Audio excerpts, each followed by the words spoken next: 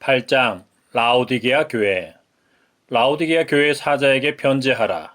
아멘이시요 충성되고 참된 증인이시요 하나님의 창조의 근본이신 이가 이르시되 내가 내 행위를 아노니 내가 차지도 아니하고 뜨겁지도 아니하도다. 내가 차든지 뜨겁든지 하기를 원하노라. 내가 이같이 미지근하여 뜨겁지도 아니하고 차지도 아니하니 내 입에서 너를 토하여 버리리라.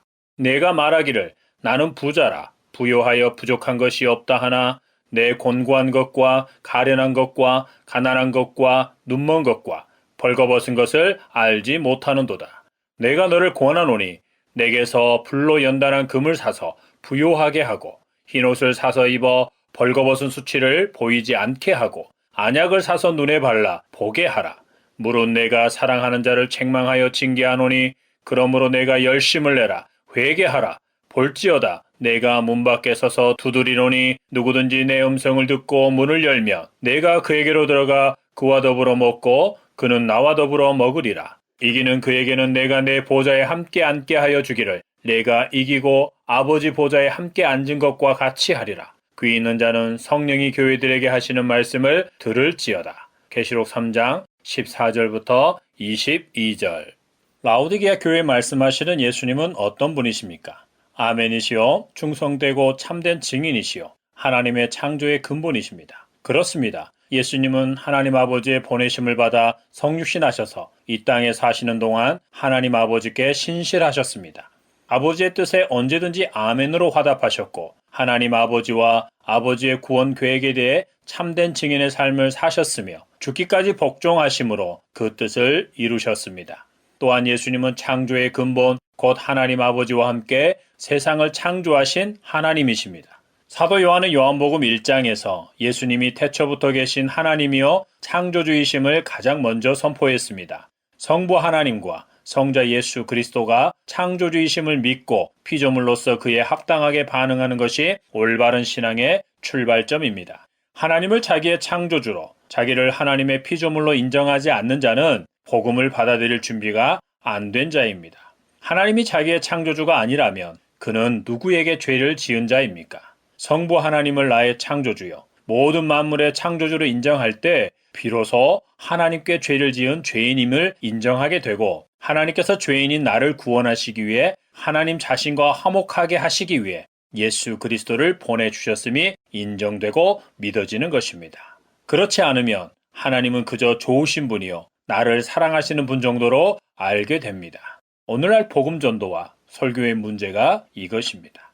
하나님을 자기를 사랑하고 우리를 위해 예수님을 십자가에 내어주신 분 정도로만 안다면 그는 어느 순간 신앙의 길을 잃고 맙니다.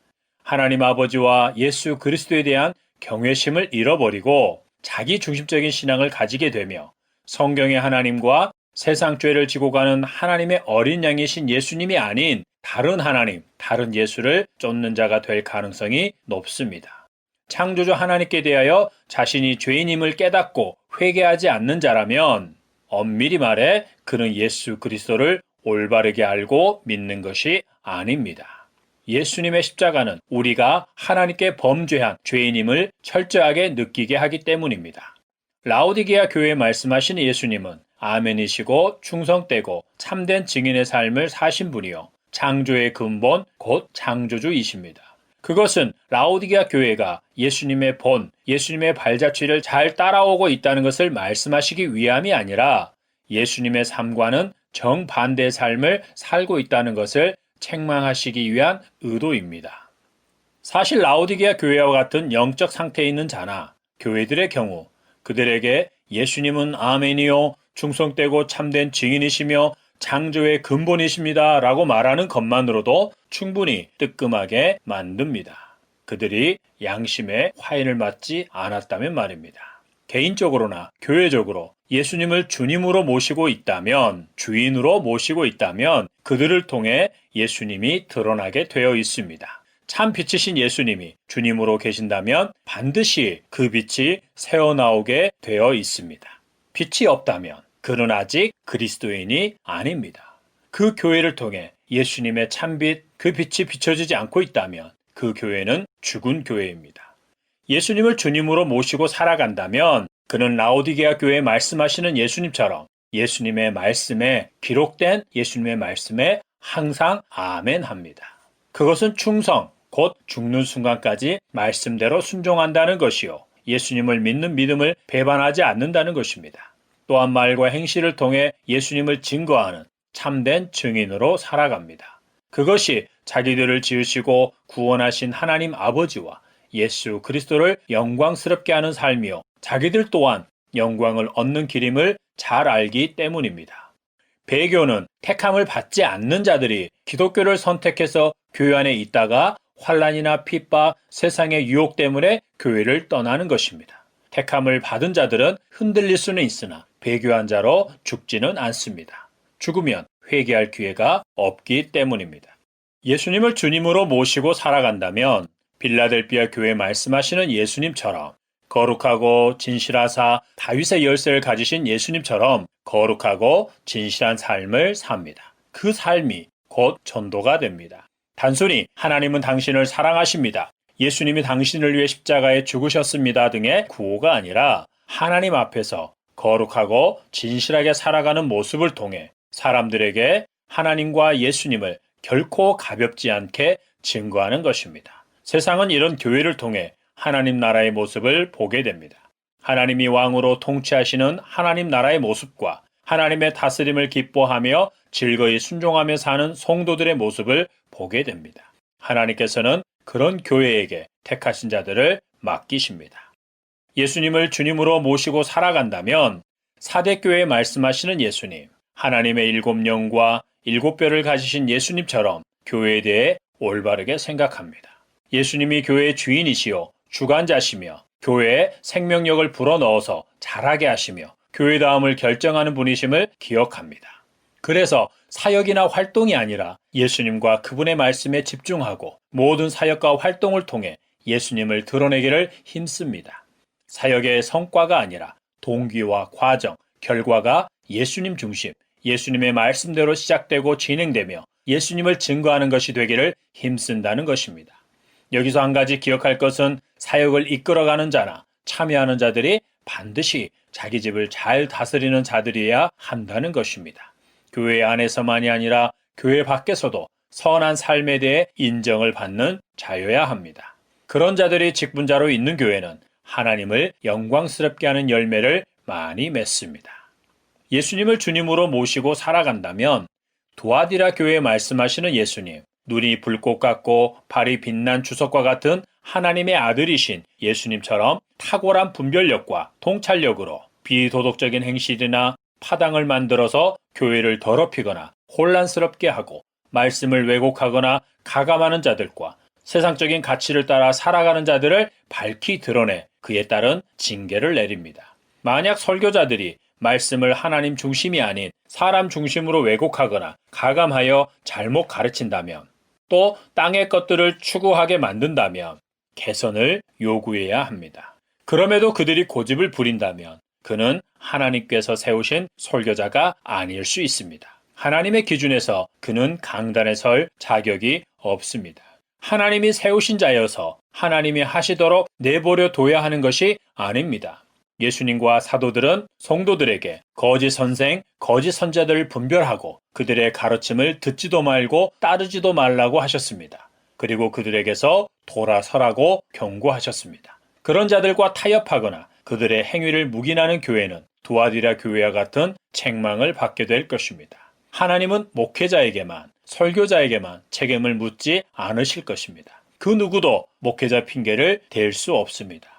하나님께서 우리 모두에게 성령의 감동으로 기록된 말씀을 주셨고 누구든지 예수 그리스도 안에서 은혜를 구하며 사모하면서 말씀을 대하면 누구든지 예수 그리스도 안에서 은혜를 구하고 사모하면서 말씀을 대하면 성령께서 조명해 주사 깨닫게 하시고 순종하게 하시며 분별하게 하시는 은혜의 시대를 살고 있기 때문입니다. 하나님께서는 우리 개개인에게 책임을 물으십니다. 손에 쥐어진 성경으로 오늘날 사역자들을 검증하고 분별해야 합니다. 그의 양력이나 얼마나 많은 사람들이 그를 쫓고 있느냐, 따르고 있느냐, 또한 세상에서 그를 인정해 주느냐가 아닌 하나님의 말씀으로, 하나님의 기준으로 그가 참된 사역자인지 아닌지 하나님이 세우신 자인지 아닌지를 분별해야 합니다.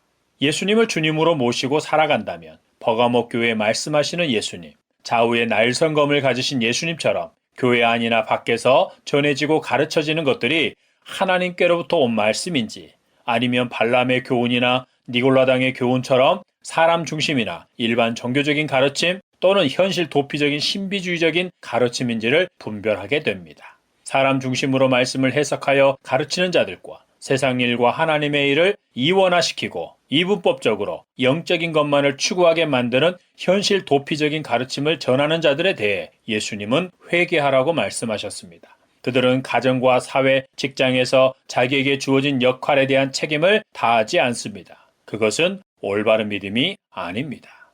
이들에 대한 분별은 기도의 응답으로나 음성이나 환상을 보는 것으로 행하는 것만이 아닙니다. 가장 바람직하고 확실한 분별력은 기록된 말씀을 하나님 중심으로 올바르게 해석하는 것입니다. 하나님을 하나님으로 아는 만큼 말씀을 올바르게 해석하게 되고 그만큼의 분별력을 가지게 됩니다.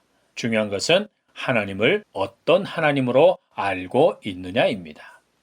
예수님을 주님으로 모시고 살아간다면 서문학교에 말씀하시는 예수님, 처음이며 마지막이요 죽었다가 살아나신 예수님처럼 부활의 소망과 상급을 생각하고 믿음 때문에 당하는 환난과 궁핍한 삶을 부끄러워하지 않으며 도리어 그것을 예수님의 고난에 동참하는 것으로 알아 기쁘게 받아들입니다. 그들은 예수님이 하나님 아버지 앞에서 죽기까지 복종하셨듯이 죽도록 충성합니다. 죽는 순간까지 믿음을 지킵니다. 예수님을 주님으로 모시고 살아간다면 예배소 교회에 말씀하시는 예수님, 오른손에 7별을 붙잡고 7 금촛대 사이를 거니시는 예수님처럼 교회의 근본, 교회의 본질을 굳게 붙잡습니다. 그래서 그들은 먼저는 하나님을 사랑하고 교회의 머리이신 예수님을 사랑하며 그 사랑으로 서로를 사랑합니다. 서로를 사랑하는 것이 하나님의 이름과 예수님의 몸인 교회를 더럽히거나 어지럽게 만드는 일은 없습니다. 그 사랑은 불의와 타협하지 않는 사랑이요 분별이 있는 사랑이기 때문입니다. 예수님이 우리를 사랑하신 사랑이 하나님 아버지를 영광스럽게 한 것처럼 예수님의 사랑으로 서로를 사랑하는 것도 하나님 아버지와 예수 그리스도를 영광스럽게 하는 것이어야 합니다. 그것이 아니라면 그 사랑은 그저 자기들끼리 좋아하는 것일 뿐입니다. 자기 사랑에서 나오는 자기 사랑의 범주를 벗어나지 못하는 서로에 대한 사랑일 뿐입니다. 내가 내 행위를 아노니 내가 차지도 아니하고 뜨겁지도 아니하도다. 내가 차든지 뜨겁든지 하기를 원하노라. 내가 이같이 미지근하여 뜨겁지도 아니하고 차지도 아니하니 내 입에서 너를 토하여 버리리라. 계시록 3장 15절 16절. 차갑지도 않고 뜨겁지도 않다는 것은 무슨 말입니까? 또 차든지 뜨겁든지 하라는 것은 무슨 말입니까? 차갑거나 뜨거운 상태에 대해서 설명하는 것은 무의미합니다. 어떤 이들처럼 열정과 냉철함으로 해석하는 것도 문맥에서 벗어난 것입니다. 열정이 없고 냉철하지 못한 것이라면 이렇게 심하게 책망을 받지는 않았을 것입니다. 라오디게아 교회의 문제는 미지근하다는 것이요. 그것 때문에 예수님이 그들을 입에서 토하여 버리겠다고 하십니다. 그러므로 차든지 뜨겁든지 하라는 것은 옳고 그름, 열정과 냉정함에 대한 말씀이 아니라 그들이 너무도 한심한 상태, 곧 미지근한 상태에 있는 것에 대한 답답함이나 짜증이 묻어있는 말입니다.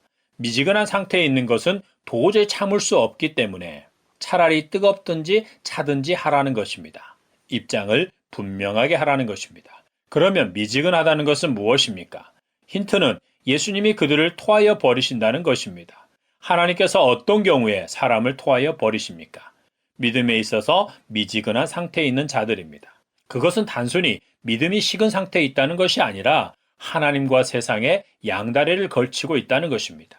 예수님은 한 사람이 두 주인을 섬기지 못할 것이니 혹이를 미워하고 저를 사랑하거나 혹이를 중히 여기고 저를 경히 여김이라. 너희가 하나님과 재물을 겸하여 섬기지 못하느니라고 하셨는데 그들은 그것이 얼마든지 가능하다는 듯이 하나님과 재물을 겸하여 섬기고 있다는 것입니다. 그들은 재물을 얻기 위해 하나님을 섬기고 있습니다. 하나님을 교회 안에만 가두어 버리고 세상에서는 세상의 신을 섬기며 사는 것입니다. 분명하게 기억하십시오. 하나님의 택하심을 받아 거듭나서 새 사람이 된다는 것은 삶의 주인이 바뀌는 것입니다. 그러므로 자신이나 돈과 권력을 주인으로 모시고 세상과 세상의 것들을 쫓아 사는 자는 아직 거듭난 자가 아닙니다. 하나님 아버지께서는 택하신 자들이 그러한 삶을 살도록 내버려 두지 않으시기 때문입니다. 사도 요한은 이 세상이나 세상에 있는 것들을 사랑하지 말라. 누구든지 세상을 사랑하면 아버지의 사랑이 그 안에 있지 아니하니 이는 세상에 있는 모든 것이 육신의 정욕, 안목의 정욕, 이생의 자랑이니 다 아버지께로부터 온 것이 아니요 세상으로부터 온 것이라고 했지만 그들은 세상과 세상에 있는 것들을 사랑하여 그것들에 취해 살면서도 자기들은 하나님과 예수님을 사랑한다고 말합니다. 다시 말하지만 주인이 한 번도 바뀌지 않는 자, 엄밀히 말해서 예수님이 한 번도 그의 주인이 되어 주신 적이 없는 자는 거듭난 자, 회심한 자가 아닙니다. 하나님께서는 어떤 자들을 토하여 내십니까? 너희는 이 모든 일로 스스로 더럽히지 말라. 내가 너희 앞에서 쫓아내는 족속들이 이 모든 일로 말미암아 더러워졌고 그 땅도 더러워졌으므로 내가 그 악으로 말미암아 벌하고 그 땅도 스스로 그 주민을 토하여 내느니라. 그러므로 너희 곧 너희 동족이나 혹 너희 중에 거류하는 거류민이나 내 규례와 내 법도를 지키고 이런 가증한 일에 하나라도 행하지 말라. 너희가 전에 있던 그 땅 주민이 이 모든 가증한 일을 행하였고 그 땅도 더러워졌느니라. 너희도 더럽히면 그 땅이 너희가 있기 전 주민을 토함같이 너희를 토할까 하노라. 이 가증한 모든 일을 행하는 자는 그 백성 중에서 끊어지리라. 그러므로 너희는 내 명령을 지키고 너희가 들어가기 전에 행하던 가증한 풍속을 하나라도 따름으로 스스로 더럽히지 말라. 나는 너희의 하나님 여호와이니라. 레위기 18장 24절부터 30절.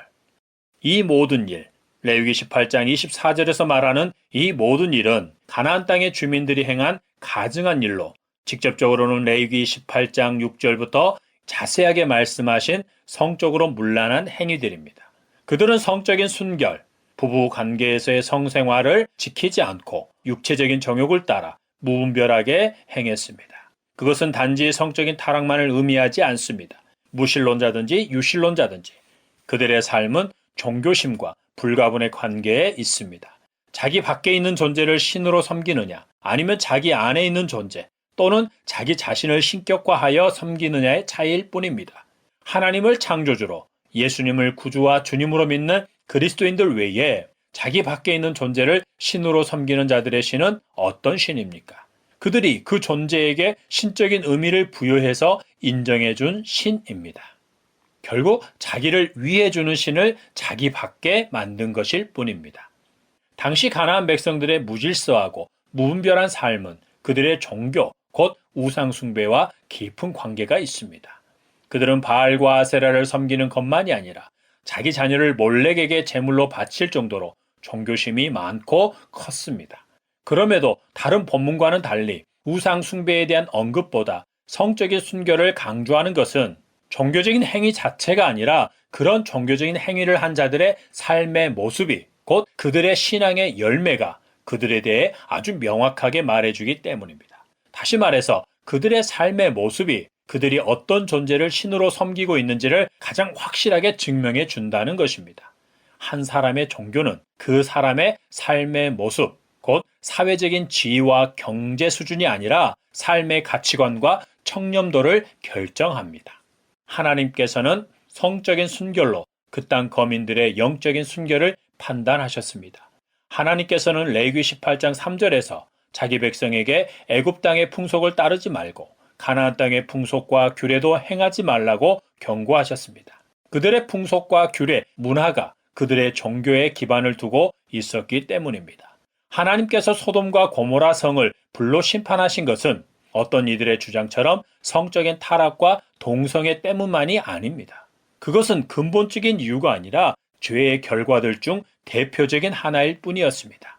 소돔과 고모라에 대한 심판은 믿음의 조상으로 택함을 받은 아브라함에게 시청각 교육을 시키기 위한 자료였습니다. 토기장이신 하나님의 손 7장 아브라함 편을 참조하시기 바랍니다.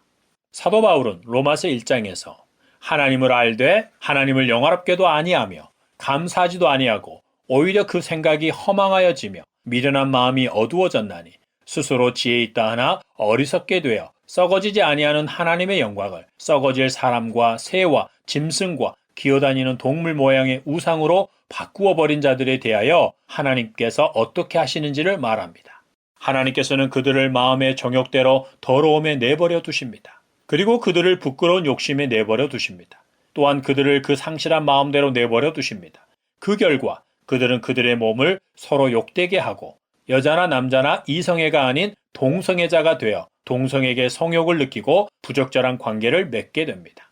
그리고 그들은 마음에 하나님을 모시지 않으므로 상실한 마음, 곧 공허한 마음, 죄의 종이 된 마음으로 갖가지의 죄들을 짓는 자가 됩니다. 그들은 곧 모든 불의, 추악, 탐욕, 악의가 가득한 자요, 시기, 살인, 분쟁, 사기, 악독이 가득한 자요, 수군수군하는 자요, 비방하는 자요, 하나님께서 미워하시는 자요, 능욕하는 자요, 교만한 자요, 자랑하는 자요, 악을 도모하는 자요, 부모를 거역하는 자요, 우매한 자요, 배약하는 자요, 무정한 자요, 무자비한 자가 됩니다. 다시 말하지만 그 당시나 지금이나 인간의 삶, 곧 가치관, 세계관, 풍습, 전통, 문화, 사고방식 등은 그들의 종교와 불가분의 관계가 있습니다.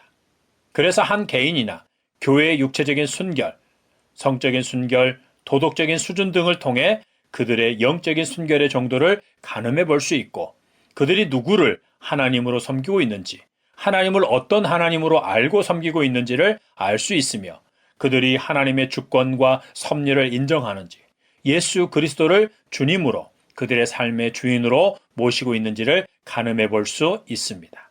그들의 종교적인 행위나 말이 아니라 경건의 능력, 곧 경건한 삶, 말씀대로 순종하는 삶의 정도를 보면 알 수 있다는 것입니다. 하나님께서 가나안 족속들을 쫓아내시고 그들이 거하는 땅도 그들을 토하여 낸 것은 그들이 단지 성적으로만 타락해서가 아닙니다. 앞에서도 언급했듯이 첫째는 그들이 우상을 섬긴 것이고 우상을 섬기는 그들이 그 땅에서 지은 죄, 하나님의 기준에서 지은 죄가 너무도 많아 하나님께서 그들을 심판하실 수밖에 없을 정도가 되었다는 것입니다.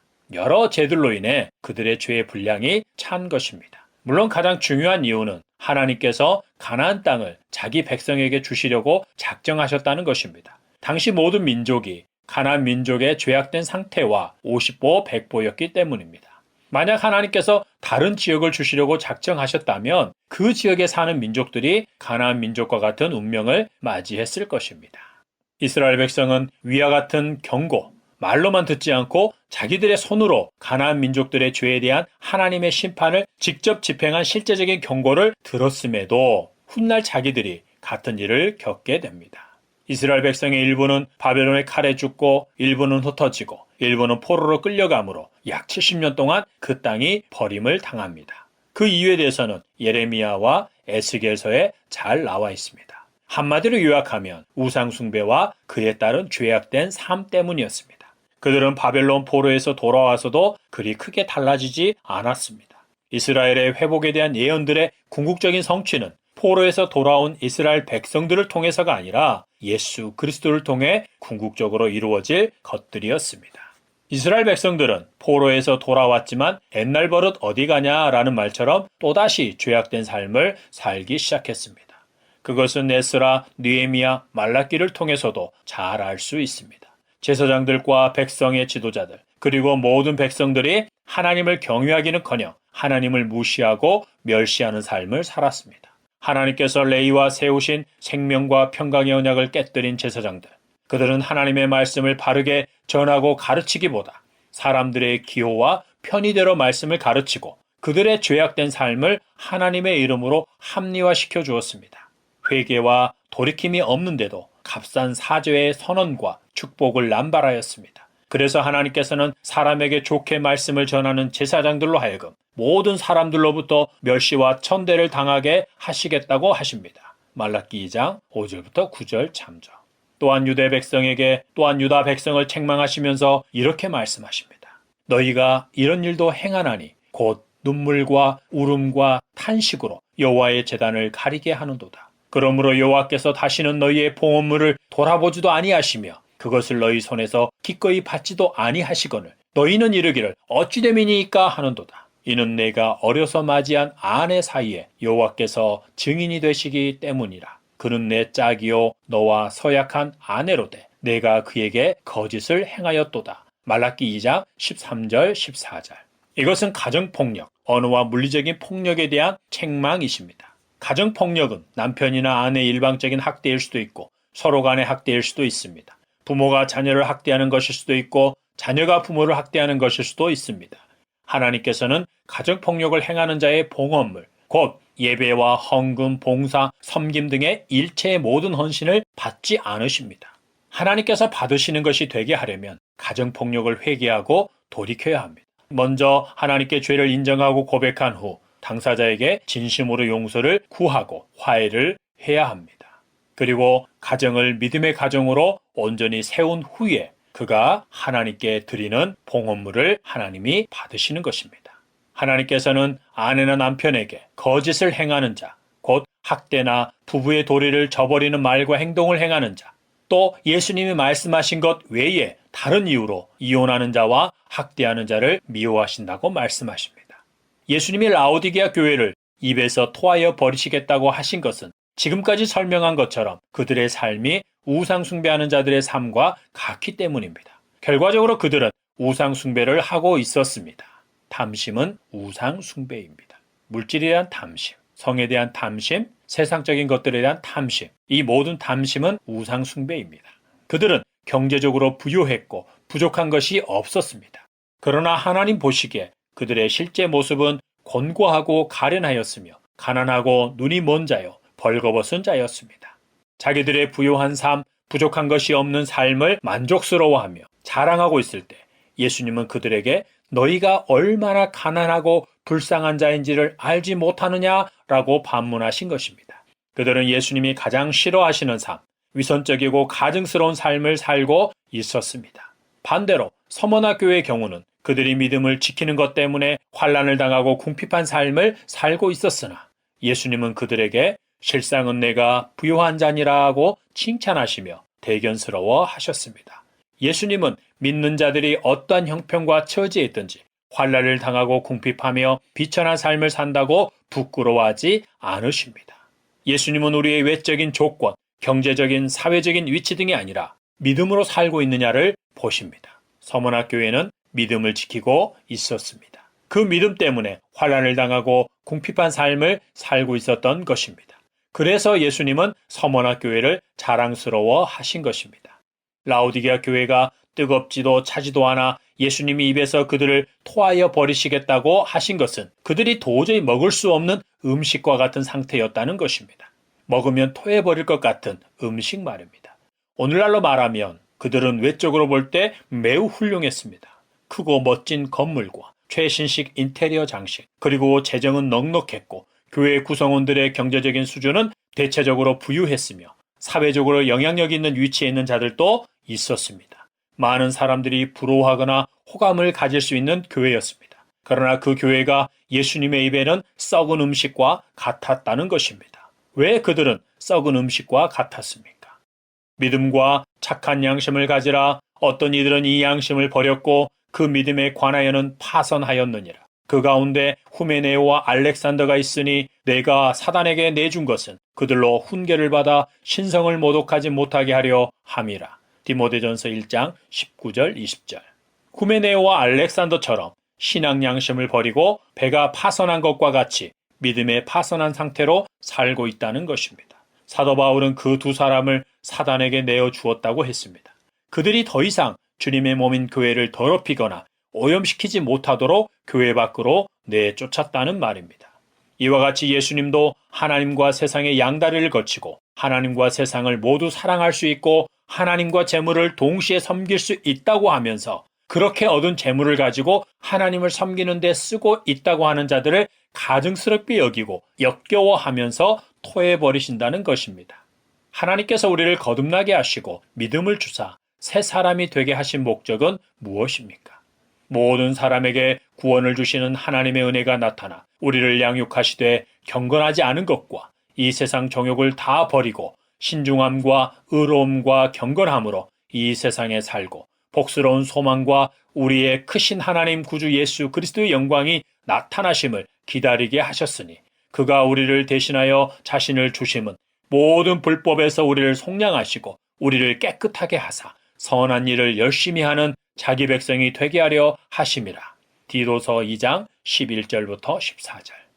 하나님의 은혜가 자녀된 우리를 친히 양육하십니다. 세상 가운데서 신중하고 의롭고 경건하게 살도록, 그리고 예수 그리스도의 영광스러운 재림을 기다리도록 선한 일을 열심히 하는 하나님의 백성이 되도록 양육하십니다. 그러므로 우리 또한 그런 삶을 사모하고 하나님의 다스림과 은혜를 구하며 믿음으로 살기를 힘써야 합니다. 하나님의 은혜를 받은 자, 하나님의 양육을 잘 받는 자는 의롭고 경건한 삶을 살며 예수님을 다시 만날 준비를 하면서 하나님 보시기에 선한 삶을 살아갑니다. 세상에서 부유하고 사회적으로 높은 지위와 권력을 가지고 있다 하더라도 그가 믿음으로 살지 않는다면, 곧 의롭고 경건한 삶을 살지 않는다면 그는 하나님의 눈에 곤고한 자요, 불쌍하고 가난한 자요, 눈먼 자요, 벌거벗은 자입니다. 라오디게아 교회 계속 이어서 예수님은 라오디게아 교회를 책망하시면서 열심을 내라 회개하라고 하십니다. 그것은 단순히 죄를 고백하는 것만을 의미하지 않습니다. 라오디게아 교회는 구체적으로 회개해야 했습니다. 가련하고 가난한 자들이기에 불로 연단한 금을 사서 부유한 자가 되어야 했고, 벌거벗은 자이기에 흰 옷을 사서 벌거벗은 수치를 보이지 않게 해야 했으며, 눈먼 자이기에 안약을 사서 눈에 발라 보는 자가 되어야 했습니다. 불로 연단한 금을 사서 부유한 자가 되라는 것은 무슨 말입니까? 그들은 지금 세상적으로 부유하여 부족함이 없는 자들입니다. 그들이 예수님을 잘 믿어서 부유하게 되었습니까? 오늘 많은 설교자들이 목청을 높여 외치는 것처럼 당시에도 예수님을 잘 믿으면 부유해지고 형통한 삶을 살 수 있었습니까? 그렇지 않습니다. 예수님이나 사도들은 절대로 그렇게 가르치지 않았습니다. 신약 성경 어디에도 잘 되는 공식을 말하거나 하나님을 그런 분으로 말씀한 곳이 전혀 없습니다. 당시 초대교회의 정치적, 경제적, 종교적인 상황은 좋지 못했습니다. 그리스도인들에게 전혀 호의적이지 않고 매우 적대적이었습니다. 로마의 신들이 최고의 신들로 추앙을 받았고, 더하여 로마 황제를 신적인 존재로 로마 시민뿐만 아니라 로마의 통치 아래에 있는 모든 민족들의 구원자여 주님으로 숭배하던 시대였습니다. 거기에 반항하거나 다른 신을 구원자나 주님으로 섬기는 자가 있다면 그는 반역죄로 죽음을 면치 못했습니다. 또한 로마의 신이나 황제를 숭배하지 않는 자는 공적인 상업 활동을 할 수 없었고, 다른 경제 활동도 많은 제약을 받았습니다. 생각해 보십시오. 그처럼 그리스도인들에게 매우 적대적인 상황에서 그들이 부유한 자가 되려면 어떻게 해야 했겠습니까? 자신이 그리스도인임을 철저하게 숨겼든지, 아니면 공적으로는 로마 신과 황제를 주님으로 섬기고 교회 안에서만 예수 그리스도를 주님으로 믿었을 것입니다. 그러나 그것은 예수님을 믿는 것이 아닙니다. 그런 자는 한 번도 예수 그리스도를 주님으로 섬긴 적이 없는 자입니다. 예수 그리스도께서 그의 주님이 되어주신 적이 없기 때문입니다. 하나님의 택하심을 받아 거듭나서 늘 그 은혜와 믿음 안에 거하는 자라면 하나님 외에 하나님이 없으며 예수 그리스도 외에 주님이 없는 것입니다. 당시 로마의 상황에서 라오디게아 교회가 부유한 상태에 있다는 것은 그들이 신앙 양심을 버렸거나 믿음에 파선한 자가 아니고서는 불가능합니다. 그들은 믿음이 좋아서 많이 심어서 부유한 자가 된 것이 아닙니다. 여기서 기억해야 할 것은 앞의 교회들의 경우도 그렇지만 라오디게아 교회에 보낸 편지도 성도 개인에 대해 언급하고 있지 않고 교회 전체를 놓고 평가하고 있다는 것입니다. 교회 공동체가 믿음에 파선한 것입니다.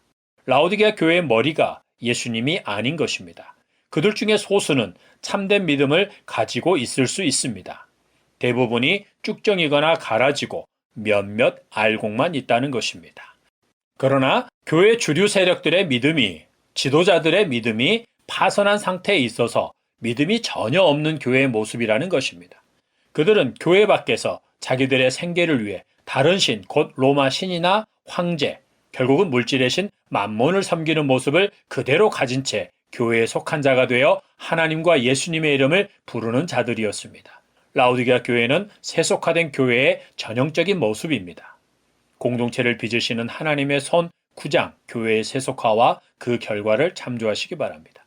그러므로 불로 연단한 금을 사서 부요하게 하라는 말씀은 믿음에 있어서 파산 상태에 있는 그들에게 믿음의 부요한 자가 되라는 것입니다. 사도 베드로가 소아시아 지역에 흩어져 있는 성도들의 믿음이 확실한 믿음, 곧 불로 연단하여도 없어질 금보다 더 귀하다고 한 것처럼 그런 믿음을 가지라는 것입니다. 그 믿음은 그들로 하여금 예수님이 다시 오실 때 칭찬과 영광과 존귀함을 얻게 합니다. 그 믿음이 그들로 하여금 보지 못한 예수님을 사랑하게 하고 구원의 확신을 갖게 하여 여러 가지 시험, 고난을 당해도 그것을 오히려 기쁨과 즐거움으로 감당할 수 있게 합니다. 베드로전서 1장 7절부터 9절을 참조하십시오. 그렇습니다. 예수 그리스도를 구주와 주님으로 믿는 믿음은 그들을 구원하기도 하지만 고난도 받게 합니다. 그러나 그 믿음은 그 고난을 넉넉하게 이기게 합니다. 예수님을 믿는 믿음이 그의 마음에 새로운 본성, 새로운 가치관과 인생관을 심어주어 예수님의 발자취를 따라가게 하고 그것을 가장 영광스럽게 생각하도록 하기 때문입니다. 예수님을 믿는다 하면서도 가치관의 변화를 경험하지 못한 자는 아직 거듭난 자, 회심한 자가 아닙니다. 그래서 그들은 교회 안에 있으면서도 땅에서의 부요함과 번영, 영광을 추구하고 그것으로 자신과 다른 사람들을 함부로 평가합니다. 안타까운 것은 그들이 교회 안에서조차 주류 세력이 되어 지도자층이 되어 활개를 치고 있다는 것입니다. 하나님 아버지, 우리를 불쌍히 여기사 우리를 새롭게 하여 주옵소서.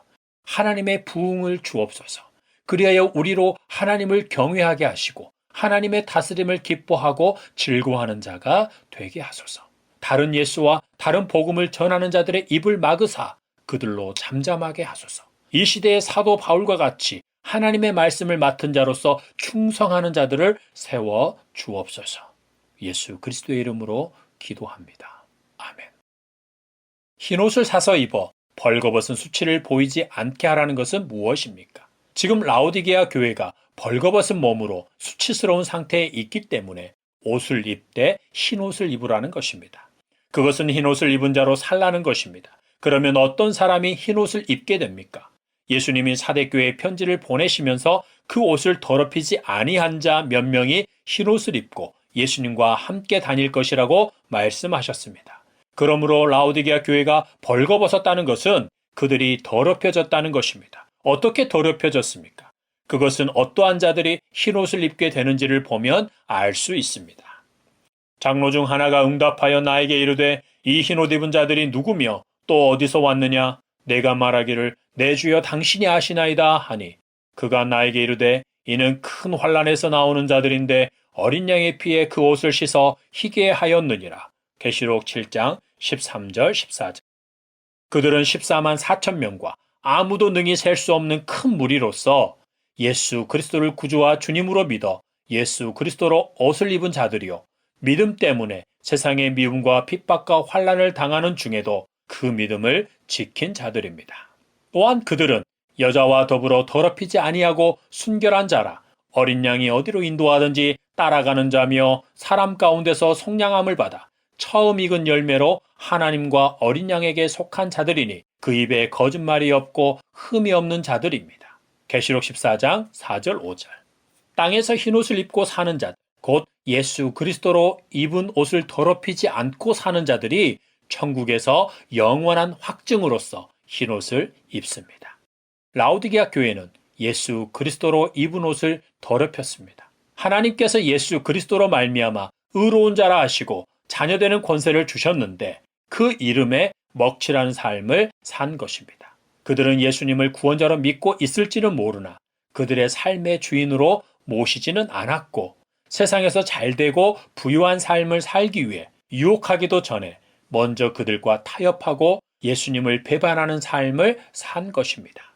또한 믿음 때문에 예수 그리스도의 이름 때문에 고난이나 핍박이 오면 쉽게 믿음을 버렸습니다. 그들은 성적으로 순결하지 못했고 말씀을 상황윤리처럼 자기들 편의대로 해석하고 적용해서 합리화시켰습니다. 그들은 로마의 신들과 황제 숭배에 참여하여 경제활동을 할 자격을 얻었고 그로 인해 벌어들인 재물로 부유해졌으며 그들이 모인 교회도 부유해졌습니다.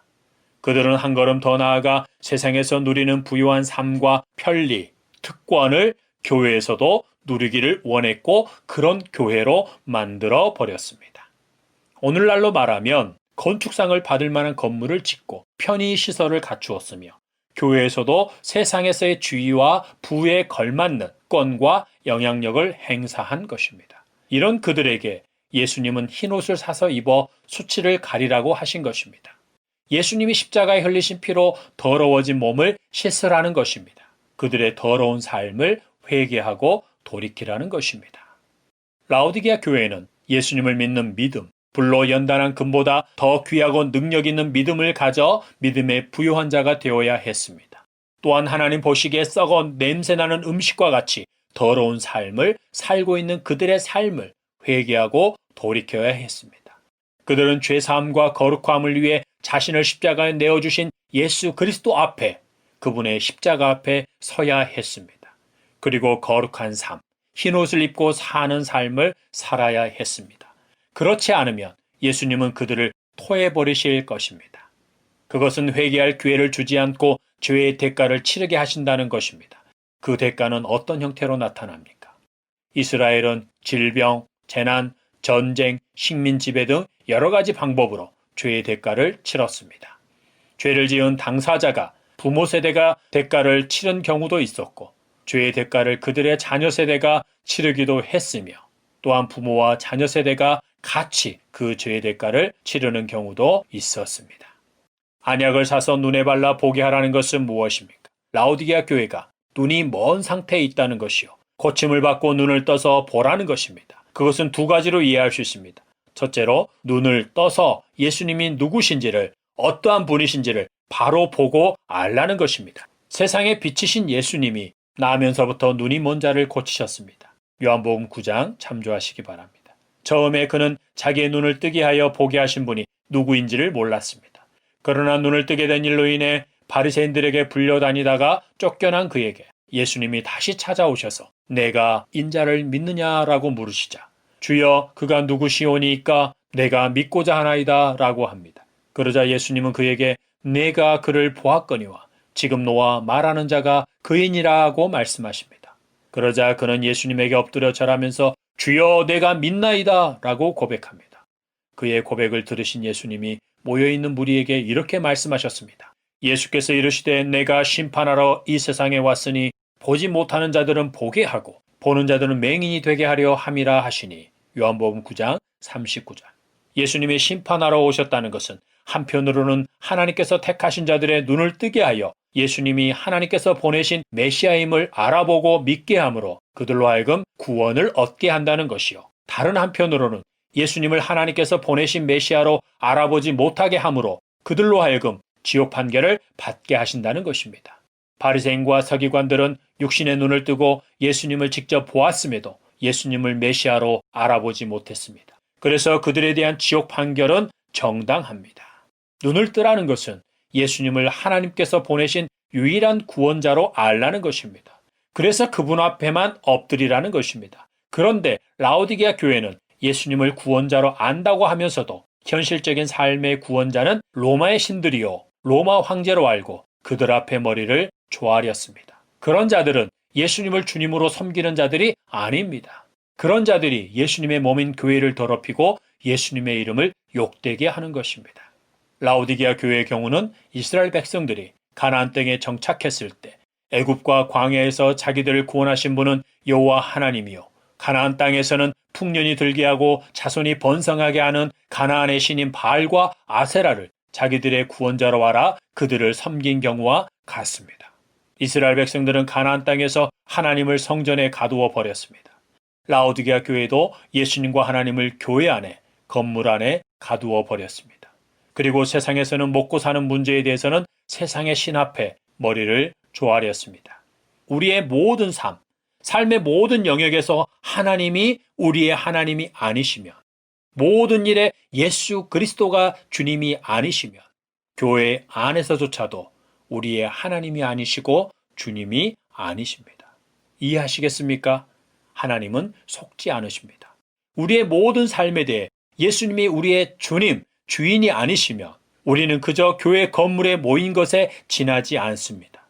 하나님 아버지와 예수 그리스도를 내 모든 삶의 하나님으로, 나의 주님으로 모신 자들이 정기적으로 지역 교회 또는 일정한 장소에 모여 예수 그리스도 안에서 하나님 아버지께 예배하고 성도의 교제를 나누는 것입니다. 둘째로, 눈을 뜨라는 것은 물질에 멀어버린 눈을 뜨라는 것입니다. 예수님은 마태복음 6장에서 너희를 위하여 보물을 땅에 쌓아두지 말라. 거기는 좀과 독록이 해하며 도둑이 구멍을 뚫고 도둑질하느니라. 오직 너희를 위하여 보물을 하늘에 쌓아두라. 거기는 좀이나 독록이 해하지 못하며 도둑이 구멍을 뚫지도 못하고 도둑질도 못하느니라. 내 보물이 있는 그곳에는 내 마음도 있느니라고 말씀하셨습니다.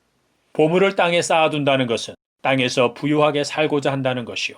그래서 세상과 세상에 있는 것, 곧 육신의 정욕과 안목의 정욕과 이생의 자랑을 쫓는 삶을 살고 있다는 것입니다. 그들이 바로 세상과 물질에 눈이 먼 자들입니다. 눈은 몸의 등불인데 눈을 밝게 뜨고 있으면 온몸이 밝게 되지만 눈이 나쁘면 온몸이 어두워집니다.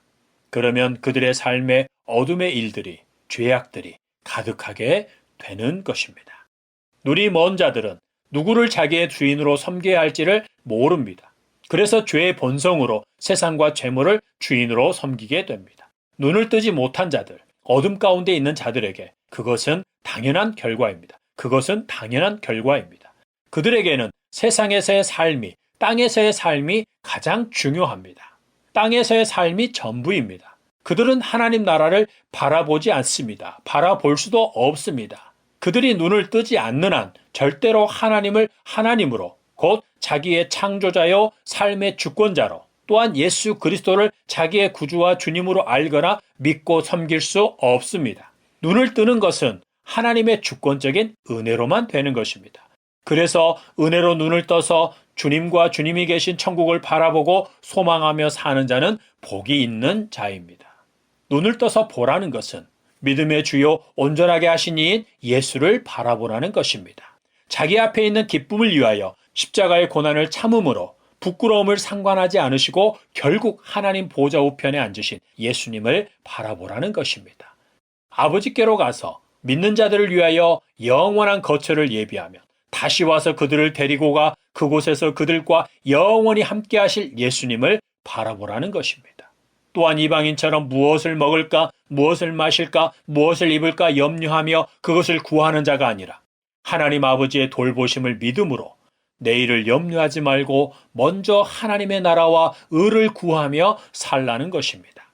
라오디게아 교회는 불로 연단한 금을 사서 믿음의 부유한 자가 되는 것과 흰옷을 사서 입어 벌거벗은 수치를 가리는 것과 그리고 안약을 사서 눈에 발라 보게 하는 것에 열심을 내야 했고 그에 앞서서 그동안의 삶을 회개해야 했습니다. 그것은 예수님을 주님으로 모셔드리는 것으로 마무리됩니다. 볼지어다 내가 문 밖에 서서 두드리노니 누구든지 내 음성을 듣고 문을 열면 내가 그에게로 들어가 그와 더불어 먹고 그는 나와 더불어 먹으리라. 계시록 3장 20절. 무슨 말씀입니까? 라오디게아 교회가 예수님을 주님으로 모시고 있지 않다는 것입니다. 예수님이 교회 밖에 계신 것입니다. 물론 그들 가운데도 신실하게 믿음을 지킨 자들이 있었을 것입니다. 그러나 대부분은, 그리고 교회적으로는 예수님이 그들의 주님이 아니었습니다. 예수님이 그 교회 머리로 계시지 않았습니다. 사대교회에 옷을 더럽히지 않은 몇몇 성도들이 있었던 것처럼 라오디게아 교회에도 몇몇 신실한 자가 있었을 것입니다. 라오디게아 교회는 예수님을 교회의 주인으로 모시고 있지 않으면서도 자기들이 부유한 삶을 살고 있었고 멋지고 부유한 교회에 소속해 있음을 자랑스럽게 생각하고 있었던 것입니다. 예수님이 우리를 택하신 것은 우리와 하나로 연합하여 하나님 아버지께서 받으실 열매를 맺게 하심으로 아버지를 영광스럽게 하시기 위함입니다. 예수님이 아버지를 영광스럽게 하는 삶을 사셨듯이 말입니다. 나는 포도나무요 너희는 가지라. 그가 내 안에 내가 그 안에 거하면 사람이 열매를 많이 맺나니 나를 떠나서는 너희가 아무것도 할 수 없음이라. 사람이 내 안에 거하지 아니하면 가지처럼 밖에 버려져 마르나니 사람들이 그것을 모아다가 불에 던져 사르느니라. 너희가 열매를 많이 맺으면 내 아버지께서 영광을 받으실 것이요 너희는 내 제자가 되리라. 요한복음 15장 5절, 6절, 8절. 예수님을 믿는 것은 예수님 안에 거한다는 것입니다. 그것은 예수님이 내 안에, 내가 예수님 안에 거하는 것이요 예수님의 사랑 안에 거하는 것입니다. 그것은 예수님의 계명대로, 예수님의 말씀대로 산다는 것입니다. 그것이 바로 열매 맺는 삶이요 그 삶을 통해 하나님 아버지께서 영광을 받으십니다. 열매 맺는 삶은 예수님과 하나로 연합되어야만, 다시 말해서 예수님만을 주님으로, 삶의 주인으로 모셔야만 가능합니다. 열매는 삶 속에 나타나는 간증거리들이 아니라 믿음으로 사는 삶의 모습 그 자체입니다. 속지 마십시오. 결국 회개하라는 것은 무엇입니까? 삶의 주인을 바꾸라는 것입니다. 거듭난다는 것과 회심한다는 것이 그렇고 그리스도인으로 살면서 순간순간 회개한다는 것이 그렇습니다. 단순히 자범죄를 인정하고 고백하는 것만이 아니라 예수님을 나의 주님으로, 삶의 중심으로 모셔드려야 하는 것입니다. 예수님의 십자가와 십자가의 도를, 십자가의 복음을 혐오스러워하고 거부하는 시대에 어느 종교에나 구원의 길이 있고 진리가 있다고 하는 종교다원주의 시대에 또한 자아만족과 자아성취를 위한 영성을 추구하며 여기저기를 기웃거리는 시대에 또한 사도들이나 초대교회 성도들처럼은 살지 못하겠노라고 공공연하게 말하는 시대에 교회가 번성하고 부유하게 되는 것은 무엇을 말해줍니까? 그 교회의 주인은 누구입니까? 그들은 누구를 주님으로 알고 믿고 있는 것입니까? 이기는 그에게는 내가 내 보좌에 함께 앉게 하여 주기를 내가 이기고 아버지 보좌에 함께 앉은 것과 같이 하리라. 계시록 3장 21절. 이기는 자는 누구입니까? 너무도 중요하기에 다시 한번 말하면 이기는 자는 하나님 아버지께서 예수 그리스도 안에서 택하신 자들입니다. 그들은 혈통으로나 육정, 곧 육체적인 본능이나 사람의 뜻, 곧 자기 자신의 결정이나 결단으로 된 자들이 아니오 오직 하나님께로부터 난 자들입니다. 그래서 그들이 예수님을 믿고 영접하여 하나님의 자녀가 되는 권세를 얻게 되는 것입니다. 예수님은 그들을 사랑하여 자기의 피로 그들의 죄에서 그들을 해방하시고 하나님 아버지를 위하여 나라와 제사장으로 삼으셨습니다. 하나님께서 택하신 자들은 어떠한 경우에도 버림당하지 않습니다.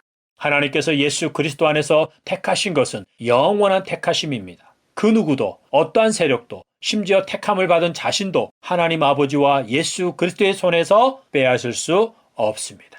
빼앗긴다는 것은 다시 죄와 사망의 권세 아래로 들어간다는 것인데 택함을 받은 자가 절대로 그럴 수 없는 것은 그들이 십자가에서의 죽으심과 부활을 통해 죄와 사망의 권세를 이기신 예수 그리스도로 말미암아 영생을 얻었기 때문입니다. 그래서 예수 그리스도 안에 거하는 자는 더 이상 죽을 수 없습니다. 그들은 패할 수도 없습니다. 예수 그리스도께서 영원한 승리자이시기 때문입니다. 그들이 속한 나라는 영원히 멸망하지 않습니다. 하나님 아버지와 예수 그리스도께서 바로 그 나라의 왕이시기 때문입니다. 그 나라는 땅에 있지 않고 하늘에 있습니다. 그래서 땅의 임금과 그를 따르는 세력들이 하늘나라에 속한 자들에게 결코 호의적이지 않은 것입니다. 택함을 받은 자들이 땅에서 미움과 핍박과 환난을 당하는 것은 패배하는 것이 아닙니다. 그렇다고 땅에서 사는 동안 승승장구하고 형통하게 되는 것이 이기는 것도 아닙니다. 이긴다는 것은 세상 임금이 다스리는 세상에서 사는 동안에 죽을 때까지 믿음을 지키는 것입니다. 믿음 때문에 미움이나 환난을 당하고 죽임을 당하게 되는 순간에도 예수님을 믿는 믿음을 지키고 예수님의 이름을 배반하지 않는 것입니다. 바로 이것이 이기는 것입니다. 그러면 라오디게아 교회의 경우에 이기는 자는 누구입니까? 미지근한 상태를 회개하고 예수님을 주님으로 모셔서 예수님과 하나로 연합한 자가 되어 예수님과 더불어 먹는 자가 되는 것입니다. 그것은 하나님 아버지와 예수님의 말씀에 항상 아멘하는 것이요 충성되고 참된 증인의 삶을 사는 것입니다. 예수님은 7교회에 보내는 편지를 통해 이기는 자, 곧 택하심을 받아 예수님을 구주와 주님으로 모시고 살아가는 자들에게 줄 상을 말씀하셨습니다. 그것은 그들에게 너희는 이기는 자로 택함을 받은 자다. 영원한 생명을 가진 자들이기 때문이다. 나는 너희를 위해 이런저런 상을 준비했다. 그러므로 너희는 땅에서 사는 동안 믿음을 끝까지 지켜라. 곧 죽도록 충성해라. 지금 너희들의 삶의 모습을 회개하고 그 길에서 돌이켜라 라고 말씀하신 것입니다. 그러나 교회에 속해 있으나 거짓 선지자와 거짓 교사 그리고 그들의 가르침을 따르는 자들은 영원한 심판을 받게 될 것입니다. 예수님이 7교회마다 각기 다른 상을 말씀하셨지만 그것은 이기는 자, 곧 택함을 받은 자들이 하나님 나라에서 받게 될 상을 여러 가지 다른 언어, 다른 이미지로 표현한 것입니다. 그것은 차등이 있는 상이 아니라 하나님께서 우리를 자녀 삼으신 순간 자녀된 우리가 얻게 된 것을 예수님이 다시 오셔서 세상을 심판하실 때 우리가 이미 얻은 자임을 확증해 주시면서 최종적으로 받게 되는 것입니다. 이미 얻은 것이지만 아직 최종적으로 얻지는 못한 것일 뿐입니다. 그렇지만 이것은 반드시 우리가 얻게 될 상입니다. 예수님이 약속하신 상, 곧 생명나무의 열매, 생명의 관, 만나와 새 이름이 기록된 흰돌, 새벽별, 흰옷, 생명책에서 이름을 지우지 않고 아버지와 천사들 앞에서 그 이름을 신, 성전의 기둥, 예수님의 보좌에 앉게 해줌. 이상의 상들은 여러 사람이 각기 받는 다른 상들이 아니라 하나님의 자녀가 하나님 나라에서 영원히 누릴 권세, 곧 상입니다. 그것은 마치 타국에서 살다가 누더기 옷을 입고 돌아온 아들을 기쁘게 맞이하여 그를 씻기고 새 옷을 입힌 후 신을 신기고 손가락에 가락지를 끼워주므로 그가 아들임을 확증해 주는 것과 같습니다. 하나님의 자녀들이 천국에 들어가는 것이 돌아온 둘째 아들의 이야기와 같다는 것이 아니라 아버지의 집을 떠나 살면서 고생하고 돌아온 아들을 위로하고 그가 처음부터 아들이었기에 다시 아들의 권세를 회복시켜주고 확증해주는 부분이 천국에서 상을 얻고 천국잔치에 참여하는 것과 비슷하다는 것입니다. 예수님의 보좌에 함께 앉게 하여 주시겠다는 것도 믿는 자들이 이미 얻은 권세를 하나님 나라에서 실제로 누리게 해 주신다는 것입니다. 우리가 하나님의 은혜로 예수님을 믿어 구원을 받았다는 것은 하나님께서 허물로 죽은 우리를 그리스도와 함께 살리셨고 너희는 은혜로 구원을 받은 것이라 또 함께 일으키사 그리스도 예수 안에서 함께 하늘에 앉히셨다는 것입니다.